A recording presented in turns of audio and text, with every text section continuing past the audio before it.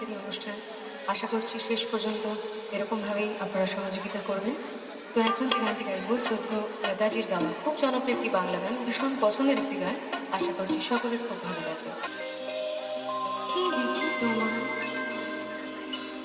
প্রিয়তম,